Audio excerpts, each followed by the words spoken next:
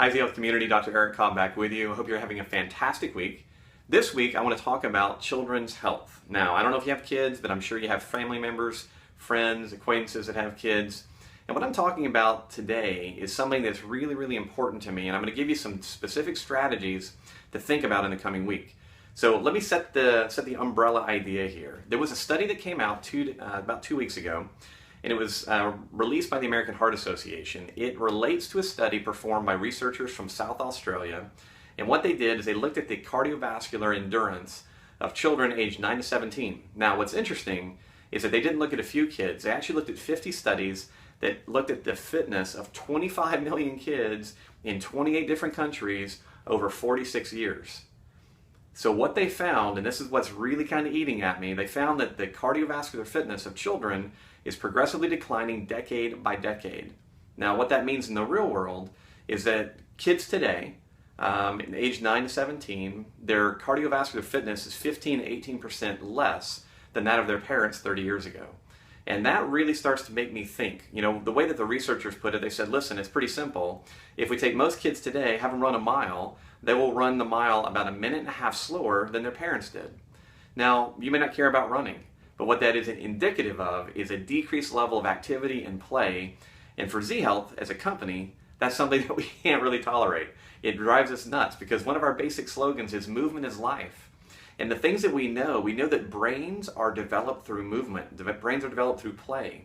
And so what I want to give you as we go forward into the holiday season, I want to give you 3 specific ideas and strategies to begin considering how to bring more movement into your life and as a result, into the kids' lives who are watching you. So if you're a friend, a parent, a teacher, a trainer, if you deal with kids at all or would like to, helping them learn to move and enjoying movement, I believe is one of the biggest gifts you can give them.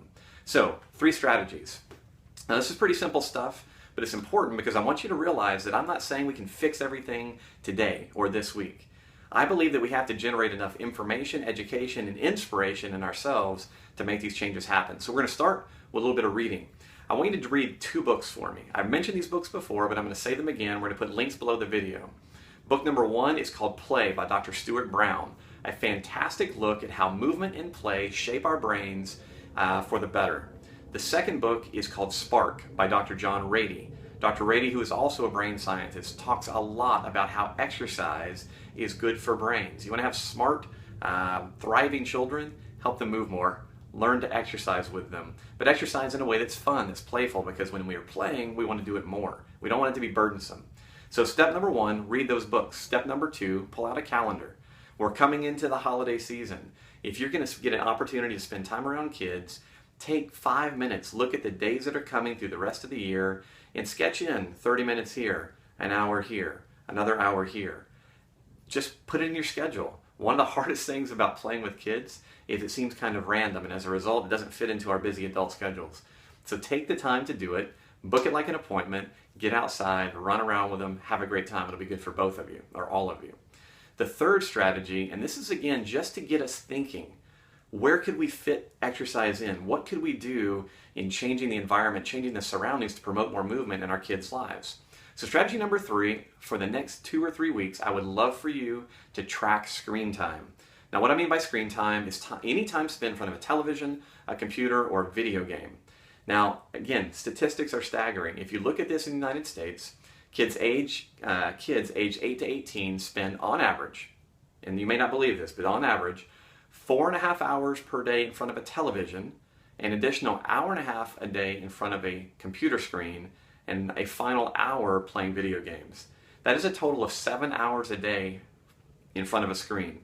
Now, if you've watched anything I ever teach about vision, last week I did a presentation, a 2-day presentation with Creative Live on easy exercises for improving your vision. And in fact, in that program, I talked quite a bit about close work. What happens when we spend all of our time looking at screens?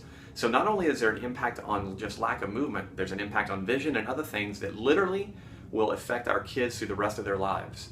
So, as I said, what we're trying to do is set the stage for a longer conversation.